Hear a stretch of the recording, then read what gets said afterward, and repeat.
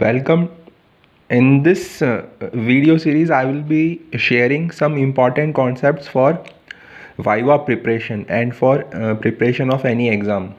So these are the important concepts. These will I will make several parts of this series. So this is the part 1. So we are starting with network and circuit analysis.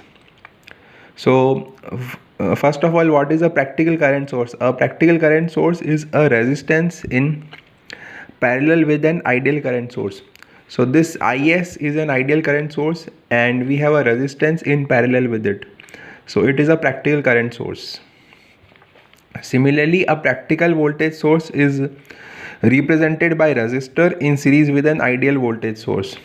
So, this is an ideal voltage source and this is a resistor in series with the ideal voltage source. So it is a practical voltage source. Now let's take that a capacitor is excited by an AC source. So energy stored over a cycle is 0 because for positive half cycle the capacitor will store energy and for negative half cycle the capacitor delivers that stored energy to the source.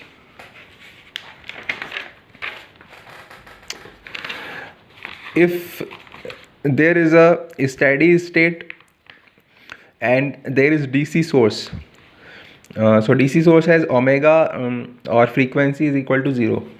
So for a DC source in steady state, the inductor will act as short circuit because X of L is equal to omega of L, which is equal to 0 because frequency is 0 for a DC source.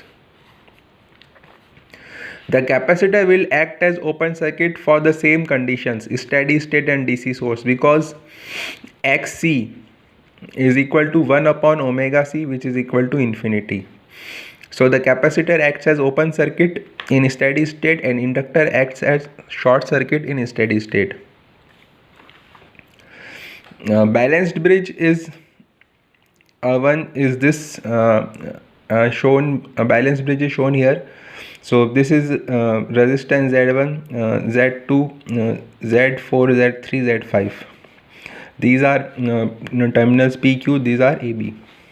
So the condition for balanced bridge is Z1 upon Z2 should be equal to Z3 upon Z4.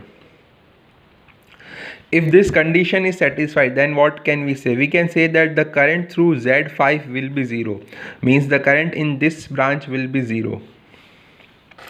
And other thing we can say is that the potential at point P and point Q are equal.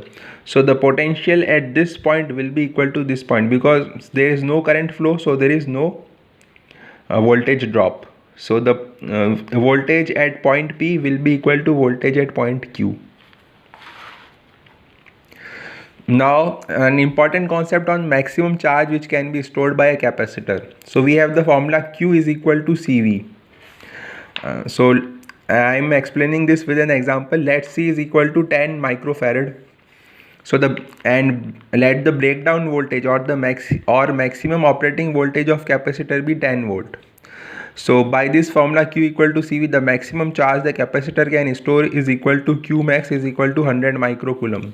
We multiply this 10 microfarad with 10 volt. So the maximum charge which this capacitor can store is 100 microcoulomb.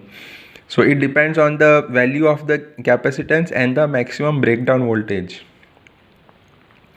Now coming to the concept of absorbed power and delivered power. If the current enters into the positive terminal, power is absorbed. And if the current leaves from the positive terminal, the power is delivered. So this is how we can differentiate if the power is getting absorbed or the power is getting delivered. If the current enters into positive terminal, then we can simply say that power is absorbed by the source. Absorbed power plus delivered power will always be equal to 0. So if absorbed power is 20 watt, we can say that delivered power is equal to minus 20 watt. Because the addition of absorbed power and delivered power is always 0. Now coming to concept of Thevenin voltage. if there are only dependent sources and no independent sources, then we can simply say that Thevenin voltage VTH is equal to 0. There will no Thevenin voltage. For the case when there are only dependent sources and no independent sources. Second, coming to the concept of impedance. Impedance in parallel with voltage source or impedance in series with current source don't affect the equivalent circuit. So if there is a voltage source and a impedance is in parallel with it, or if there is a current source and impedance is in series with it, then we can simply neglect those impedances because they will not affect the equivalent circuit or the circuit performance. What is a passive network? A passive network is the one in which there are no sources. So there are no current source and there are no voltage sources. Thank you for this is a new series which I have started. If you like this, then please comment in the comment box and please share your feedback.